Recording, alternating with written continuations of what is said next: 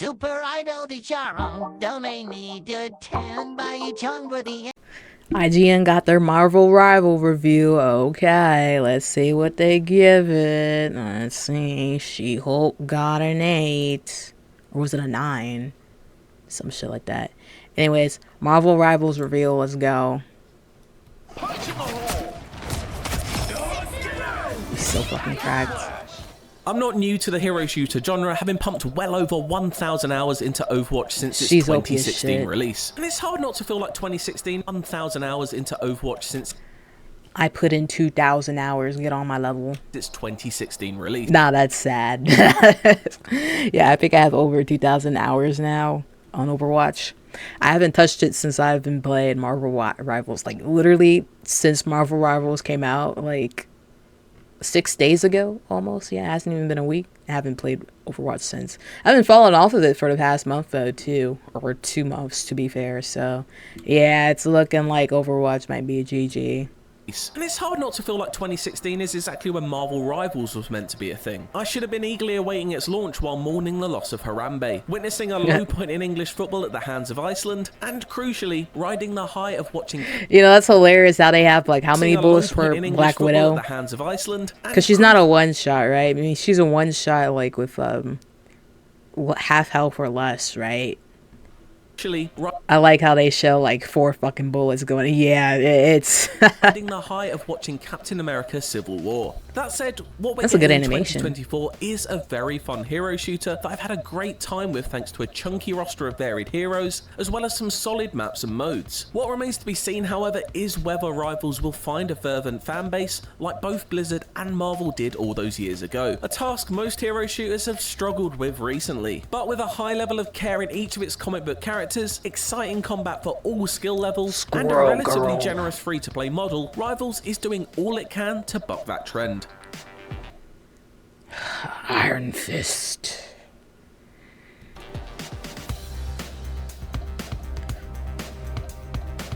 I can do this all day. Imitation is the most sincere form of flattery. Just ask Taskmaster. And it's not out of line to say the footprints of Overwatch really can be seen everywhere you step in Marvel Rivals. It's 6v6 ensembles of tank, damage and support equivalent classes, here called Vanguard, Duelist and Strategist respectively, battle it out in the familiar escort and point capture modes that become hero shooter staples. You'll either be pushing Marvel themed payloads through familiar locales like Wakanda, preventing them from reaching their destination, or battling for possession of a contested zone in the center of a map. There's no reinvention of the wheel going on here, but these are battle-tested tug-of-war modes that act as an effective vehicle for Rivals' superpowered action. Look, I know I'm banging on a bit about Overwatch here in a Marvel Rivals. Yeah, like goddamn, I think he mentioned it like 20 times already. We're only a minute in. But it doesn't take more than a match to see why for yourself. Even its menus and UI bear a resemblance to Blizzard's hero shooter. How much health he had? To see why for yourself. Even its yeah, like a little less than half. Menus and UI bear a resemblance to Blizzard's hero shooters as uncanny as the X-Men. But while not being the most original, it's hard to bemoan some of the hero designs, seeing as many are simply following fun archetypes with roots stretching all the way back to Team Fortress 2. It's also really nice to see superhero character designs that understand and embrace their comic book origins, rather than the Suicide Squad approach of handing everyone assault rifles. And what exactly, like goddamn, holy shit. Yeah, they just get, like, some of those Overwatch copies did that, right, too. Like, they just hand them a gun. That's the call of the day. Yep, there you go. Let's give them a shotgun. Like, ooh, let's be different. Let's give them a fucking sniper rifle. You know. What seems like simple imitation at first can sometimes reveal itself to be more inspired beneath the surface. Psylocke's mutated mixture of up-close and ranged damage options are flashy Genji. and fun, as is healer DPS hybrid Cloak and Dagger. That's more so taken from Smite. That's like a Smite thing, right? Shape-shifting suite of tricks, and Loki's complex right, because it's that god named Hel, I think, and she like shape-shifts, right? That's kind of like a Moira thing too. They probably took or used the Moira thing from there, because Moira does like damage and healing. It's like dark and light type shit, right? Decoy-centered systems are a challenge to manage on the battlefield. It's pretty impressive to launch with a roster as large as 33 and for very few, if any, to feel completely redundant, with a good mix of faces seen from match to match. Maximum Damn. While none are completely redundant picks, I've not enjoyed many of the tanky Vanguard heroes I've tried out yet, as they largely rely on getting stuck in where the action can get a bit chaotic as colour and noise floods the screen. They each play more like DPS heroes with bigger health bars, rather than valuable anchors that help the team secure a point. It's early days, but so far there appears to be a lack of emphasis placed on positioning and map awareness in general, instead of putting the Well, yeah, because these niggas don't know how to play the fucking game, right? focus on taking enemies on head first. Right, it's the game. I think they uploaded this like yesterday. The game been out for like 5 days. Calm down, nigga. God damn. That's why I'm being like, I mean, I'm toxic. I'm toxic when needed, right? But I'm chilling out because I'm just like, I even tell people in the chat, like, don't be pressured to play tank, just because, everyone's choosing fucking DPS and shit, right? Play what you want. Play what you feel, because you don't have to do the Overwatch like 2-2-2. Although, it definitely helps, right? It's somewhat recommended. But I've won many games where it's 1 tank, 3 DPS, and like 1 healer or 2 healers. What's that like? Yeah, like 2 healers or some shit. Or just for any other category with those types of numbers, right? Because there's a shit ton of DPS heroes. There's not a lot of tanks. And there's not a lot of healers or supports, you want to say like that. Because healing abilities, I said this in my other videos, some characters that are not like supports or strategists, what they call them in this game. Like, I think Groot has some sort of healing ability with his wall. You put up the wall. I played a little bit of Groot. It's kind of like the only tank I knew. I did play a little bit of Venom today. I'm going to try and learn this girl right here and then Venom. And I'll have my 3 main tanks or so. But, yeah. So, she does a little bit of healing too, I think, with the webs or something like that. But yeah, so tanks can do healing in some way. I mean, it's kind of like a trade-off, right? You have to do damage for Groot's wall to actually heal you, right? So some shit like that. But anyways, I feel like the tanks also, I get what he means. I kind of had this problem in comp. We actually won the game, but oh, thank God. But we were just stuck there for like 4 minutes because the tanks just didn't know what to do. I guess they weren't killing anything really, but everyone we were just all at like a huge standstill because they have a bunch of health and shit. But I don't think, I somewhat disagree with this reviewer, because these tanks are pretty mobile and versatile and pretty unique. Besides with the super like health, I mean, yeah, the super health and shit. It's the same as Overwatch. I think Devo started out at 600, right? Most tanks were like 600 or 500. No less than 400, yeah. Hey, but what do you say about the tanks are like, they're like DPS? Yeah. But honestly, you don't want everybody to be big and clunky, right? Like, you don't have to be super fucking big to be a tank, right? You can be like, yeah, what they have with Junker Queen in Overwatch 2. You don't need to be all that, You need to be noticeable, right? And this is pretty noticeable. Venom is pretty noticeable. Doctor Strange is somewhat noticeable. He has his little shield thing, whatever that is. Iron Man, I think, is a tank, and he's pretty... Yeah, so I mean, they can make him a little bit bigger if they want to, if it's really a problem. But I think, I think it's fine for what it is. I mean, just give it some time, right? But yeah, and also, guys, it's been like 5 days. Calm down. Of course, they don't know. These are new players to like the hero shooter franchise. Like, they're playing it like a DPS match, or like a straight up, like what's it called? Just a regular team deathmatch type shit, like 4v4 type of games, like Call of Duty or Halo. They're playing it like that. They don't know. Just give them time, bro. I'm just being lenient, surprisingly. Secure a point. It's early days, but so far there appears to be a lack of emphasis placed on positioning and map awareness in general, instead of putting the focus on taking enemies on head first. On the whole, that means Vanguards are a collection of painfully slow-moving targets that can deal damage, but act just as effectively as giant damage sponge distractions. Thankfully, the majority of the roster plays much better. No, I think the tanks are okay for now, right? I mean, I guess it depends on his teammates and shit and how he's playing. I don't know if he's playing a lot of tank or not, but I think it's fine because I thought Captain America and Doctor Strange and shit were like fucking DPS, and Black Panther. Yeah, I didn't know because they don't really like they're pretty much the same size as a DPS and stuff, you know? So at least like half of them. So I somewhat disagree. Having a great time with Punisher's chat. Hulk is definitely a big ass target and he's slow as shit. I think they need to buff him a little bit because every Hulk I played against was dog shit. And turret that rips through enemies, Winter Soldier's hard-hitting hand cannon, and close quarters cybernetic arm which prove a deadly duo, and Hawkeye's signature bow and arrow toolkit, complete with a highly satisfying headshot pinging sound effect. Look, I loved it with Hanzo and I love it here. I've also been enjoying dashing around as Star-Lord. He's an exciting glass cannon that, thanks to his stripped-down moveset of dual SMGs and a speed boost coupled with a small health bar. Developer NetEase has a few other nifty tricks up its sleeve to make rivals play just a little differently to heroes. They're so fucking cracked. He's using his ultimate right here, but still. Shooters that have come before. My God. Two of those are team-up abilities.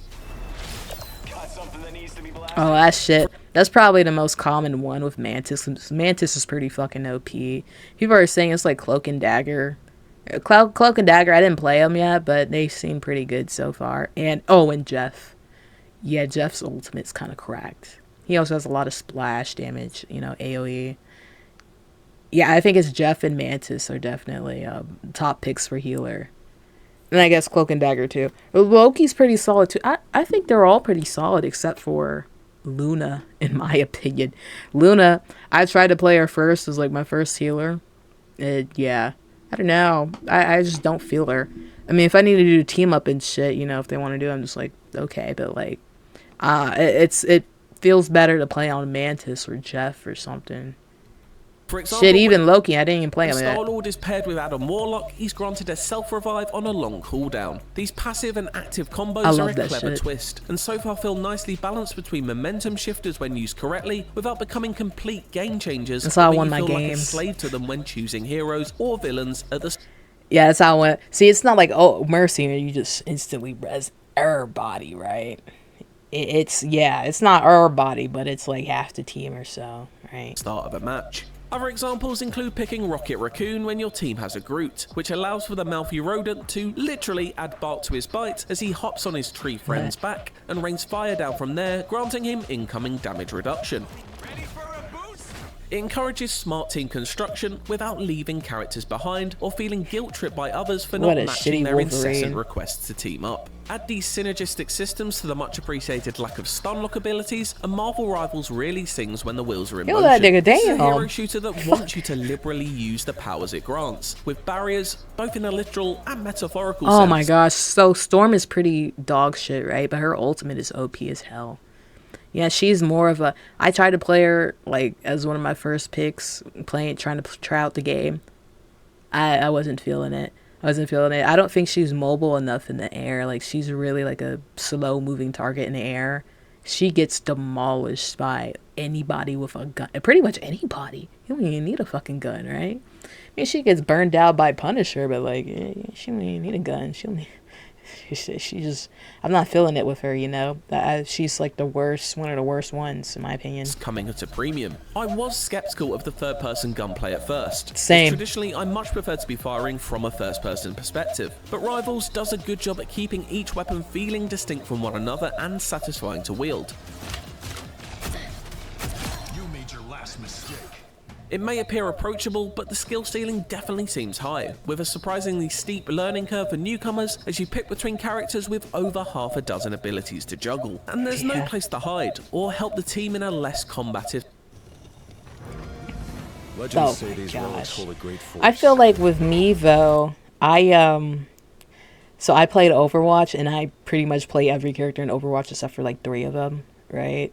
The 3 of them is Doomfist. And I know their movesets, but why is it playing it again? What the fuck? But it's Genji, Doomfist, and Hammond. I think those are the only 3 that I don't play. I know their movesets, I just don't play them, right? They're probably like the hardest characters to like learn in the game. They actually are. They're the most challenging. But besides that, I played every hero on Overwatch. I know how to play all of them. I know what to do with them, bro. We top 500 in this bitch, right? Top 500 Overwatch. But so because of that, I feel like because my friends were like, oh no, I've only played like, you know, I'm trying to master this one character first before I try. I was like, yeah, I pretty much flex. I played like half the roster already.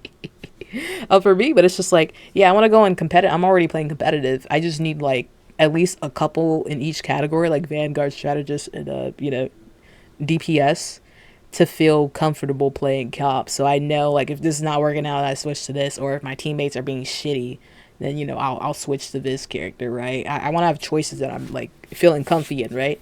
So, you know, yeah, that's how I do it. But I'm also I'm doing it when I'm like 80% sure of how to play a character, and like a lot of the characters, you know, I played Smite, I played Paladins, I played Overwatch. All of that shit was put in this game, so that's also another reason why I'm able to learn a little bit quicker than others in terms of like learning the characters and shit. I mean, for me, it's like pretty simple. I see the list of abilities. I'm just like, yeah, that's a little intimidating for me. Even me, I'm just like, damn, that's a lot to learn. You gotta know their passives and stuff, and like, you know, what works best. But I mean, that'll be learned over time, you know, with experience. But yeah, it is a little intimidating, and you have over like 30, almost 40 characters too. So yeah, I'm surprised I at least know like almost half the roster. It might be half the roster by now. Yeah, but everything it seems pretty simple to me, you know, in terms of their abilities and stuff, right? It feels similar to other games. One-on-one skirmishes taking precedence over actual. So yeah, and a lot of these players are also like Overwatch players too. So yeah, so like you have half the people in the game knowing what to do, and you have the other half don't know jack shit. Play right now. That are just new to the hero shooter franchise. To this, with teams often comprised of 4 to 6 duelists. While that lack of restriction is freeing and allows for flexibility, the Wild West approach does mean you're relying on teammates to be smart with their team composition, which can be asking a lot. Rarely are tense overtime battles between two balanced sides seen, with clear victories a likelier outcome. Yeah. It's mainly because there's like 50 billion DPS, right? There's like six to 8 tanks and 6 to 8 strategists, and in DPS there's like 17 or 18 or some shit, or like close to 20 or more than 20, something like that. There's a lot of them. That's the problem. That's why everyone's playing DPS, right?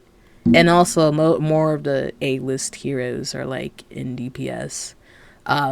They're also in tank too. They're more so in tank because you got Iron Man, Black Panther, Thor, and shit, and Hulk. Yeah. So when it comes to healers, there's really nobody A-list besides, like, I guess Loki. That's about it. I mean, everybody else is kind of like a E-lister, you know. But I mean, people like Jeff the Shark, you know. People like, you know, Mantis is kind of a little bit up there. Just like B list or some shit, but yeah, fair enough. But yeah, that's the problem with it. Everyone's just playing DPS, and the problem is there's just a shit ton of DPS, and it's a bit more fun. And you know, you're gonna have people trying out new characters and shit, so you gotta wait like a month or so to really give a full opinion on that. Another step towards innovation can be seen in the destructible environments of the maps you'll be battling on. Whether that's the sci-fi walls of Tokyo 2099 caving in to unveil new sniping spots, Lee or Jong the stone Tower bridges of Isgard crumbling down to remove an enemy's position of strength. Smite Conquest. It's a smart approach to map design, one that allows for choke points to be circumnavigated in interesting ways, keeping each round feeling dynamic compared to the last. That destruction is really needed at times as well, because while I enjoy the initial pool of maps, I do wish they were a little more open in their layouts. Currently, some can feel a little claustrophobic due to an overabundance of interior corridors and choke points, especially in the payload variants. Each level is also visually distinct enough to deliver a genuine sense of variety, and it's all unequivocally stylish to boot. Comic book flourishes such as the frame burst animation of Star-Lord's blaster barrage ability, or Banner's transformation into Hulk really stand out. The whole package is I guess. Well, definitely with the Hulk shit for sure, right? For sure. Impressively constructed, looks glossy, and feels good to play. It's confident in its own identity enough to be able to shake off the rip-off label, even if it also never displays the sort of ambition that something like Valve's Deadlock is bringing to the hero shooter come MOBA party in 2024. It does though have the money-spinning Marvel license and free-to-play model behind it to hopefully avoid another Concord-like disaster. That model is supported by microtransactions that are Concord. Holy shit. They're just throwing shade everywhere. My god. entirely Everybody getting optional shots. to fully enjoy Rivals action. I've already seen many different custom looks being shown off in matches, with some desirable ones based on fan favourite comic books and movies coming up with regularity. I'm not saying the developers deliberately made the base Wolverine skin look like a hairy block of cheese to make you want to have him look like Hugh Jackman, but that option is there. He looks so ghetto in the basic form, but I mean, that's the point with like most of the characters, you know, making them not look like the actual, you know, yeah. Cosmetics currency can be You look like a Roblox character. earned through completing in-game challenges and in turn exchanging it for another currency on the battle pass, but at a snail's pace. Meaning if you really want to switch up your look, you're realistically gonna have to pay for it. Considering the rest of Rivals is completely free to play, I'll hold off on the cynicism slightly when it comes to this. Sure, the skins are expensive, British! Or I guess we can tell by the way he's talking. coming in at around $15 to £15 a pop, but nothing out of the ordinary when compared to competitors like Overwatch and Call of Duty. And at least Yeah, them bitches $20. No, them Overwatch skins $20. They $20. In terms of like the battle pass and shit, yeah, I've noticed that. Yeah, it's gonna take a second. I'm not sure if it's gonna take as long as Overwatch in terms of being able to get like an actual good skin from the shop, but we'll see. But they do have you do like get some money back from the battle pass, you know, if you choose to get that little reward thing too, right? So yeah, but in terms of buying stuff, again, I'm not buying anything but the Jeff the Land Shark skin. That's the only thing I'm really interested in. Everything else, I don't really care. Yeah, I don't really care. I'm just playing the game for now. I'm trying to rank up the top 500, right? So I'm not really too concerned about it all at the moment. It is all cosmetics, with every hero unlocked right from the start. Oh, and they do that little Fortnite scheme thing where, you know, the skin would be like one. So the money you get like 2,000 coins, right, or some shit. Okay, for like, I don't know, maybe like $20. I don't know what the cost actually is. And then you try to get a skin that's like 2,001 coins. So that forces you to buy more coins from like, I don't know, for like $5, like extra $5 or $10. So yeah, that's what I'm talking about. They do that shit in Fortnite. It's like a freaking marketing scheme. They try to outlaw that shit. I think they're still trying to do it. I don't know which country. It might be America. But yeah, I don't know what the status of that is. But yeah, it's pretty fucked. That's why I haven't, you know, in terms of skins and shit, like, I don't care. Especially in Overwatch. I have pretty much all the skins from Overwatch 1. I don't really give a damn. But this is a huge plus, and let's hope it stays that way as Rivals relies on the fun of its action to keep us interested on a seasonal basis. Galactica. Neither the MCU nor the hero shooter genre are at the glorious heights experienced by both in the past decade, but that isn't stopping Marvel Rivals from doing everything it can to be a success story today. Approachable, yet with a high skill ceiling to reach for, it's consistently a great time no matter which fan favourite comic book character and accompanying skill set is at your fingertips. It may be closely following in the slipstream of hero shooters that have come before it, but by doing so, Rivals has firmly placed itself in a strong position to take the crown for itself. Ooh. Okay, it got an 8. Yeah, the video's over. What the Sigma, what are we thinking about the 8? Yeah, that's my opinion. Well, at least that's my opinion right now. Like, it's an 8 for me, too. Because, yeah, I'm enjoying it. I'm enjoying it, yeah. I mean, there's obviously improvements and shit they can make, and they'll make them over time. I mean, we'll see, like, you know, let's give it like a half year. Let's come back to this, you know, maybe like May of next year or some shit. Let's see like the progress they've made overall. But I agree with this. Yeah, I think this is a good score. This is what it deserves. Yeah, definitely not a 7. 8 is very fair. I agree with that.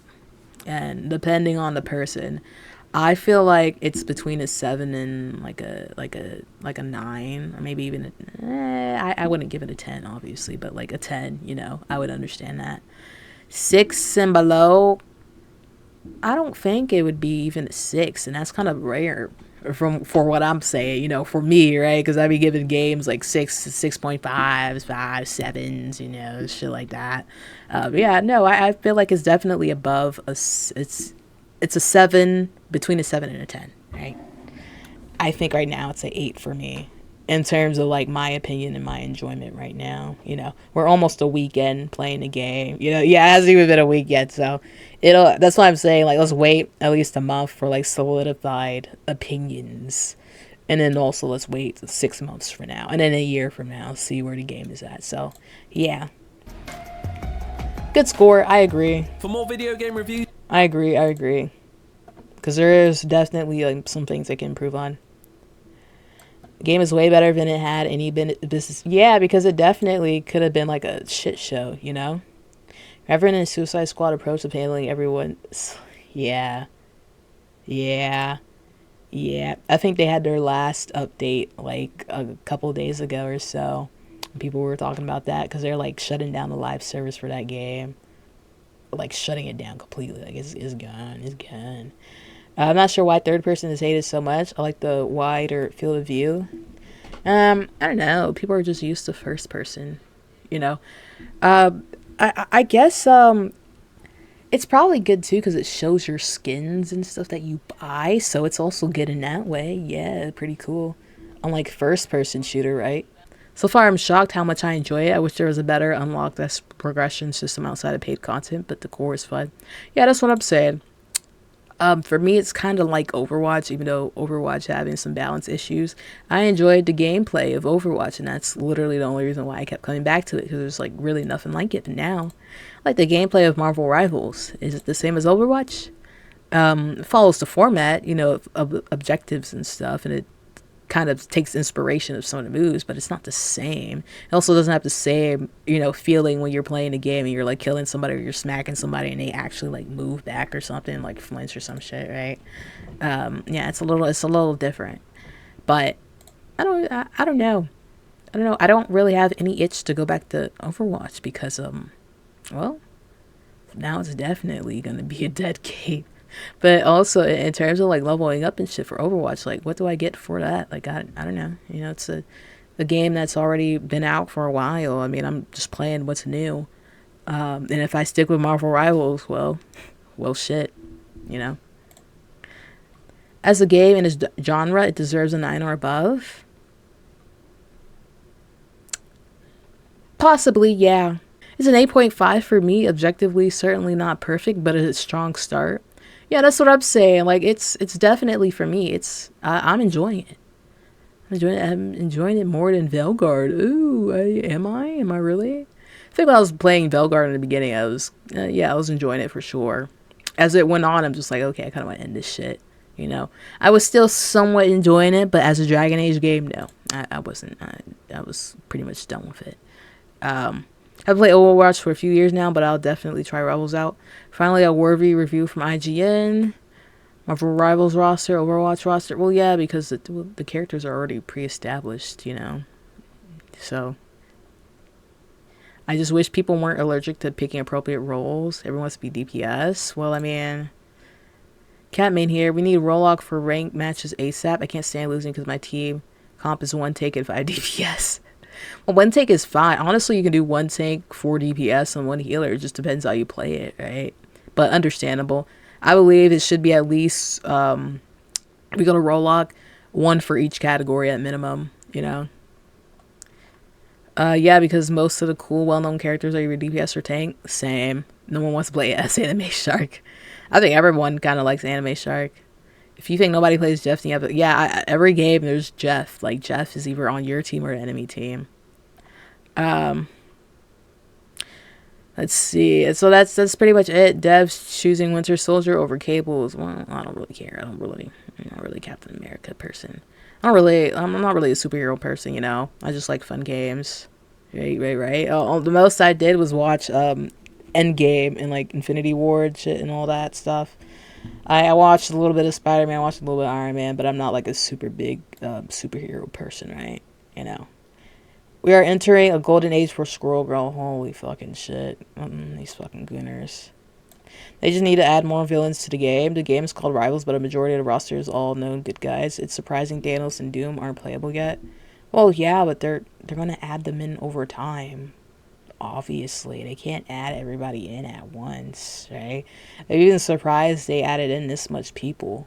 To be honest, like, I'm actually really surprised. You know, I think they should have cut down a little bit on the DPS players and, like, you know, release the rest over time. You know, maybe cut back on like 5 people at least on the DPS roster. I imagine they'll be added later on. Doom is the season villain from how it looks, so he's probably first of the villains to come. I imagine there'll be an Infinity War based season where we get Thanos, maybe an old season. Yeah, like, I mean, they gotta space it out, you know, because, you know, they need to make money. You know, this was all marketing 101. You know, there's a lot of characters, you know. But anyways, they gave it a 8. It's a 10 out of 10 because it's free and they could easily have asked for $20 for it. Yeah, but they did it, and that's actually a good thing too, because they're trying to pull people from the hero shooter genre, right? They're trying to pull people in from Overwatch and shit, and then they're saying how all these games are turning out to be fucking shitty and stuff. They need a good pull, and the game being free, you know, it definitely helps with bringing people in. So honestly, I think that was definitely needed, you know, especially because they can make a shit ton of money through, like, yeah, like follow the Overwatch model. Yeah, Overwatch don't give a damn anymore. Hopefully this game will still give a damn after like a couple months or so. We'll see. Anyways, that's it. IGN gave it an 8 out of 10. I agree with the review. Some of his things that he was talking about, I kind of don't like agree, you know, disagree, like, you know, with the tanks and shit, and then with the DPS and shit. I don't think he understands, like, you know, yeah, right. But that's it. What do you think about Marvel Rivals? What do you think about the score? What do you think about IGN? You think you give it a fair score or not? You don't think they give it a fair score or not? You gonna play Marvel Rivals or not? Comment below. Anyways, bye. Shot at a black man and took his shoes. Customized my AR like a Black Ops 2. Just scammed a white kid out of some Gorilla Glue. I don't wanna fuck this bitch, she smell like poo poo.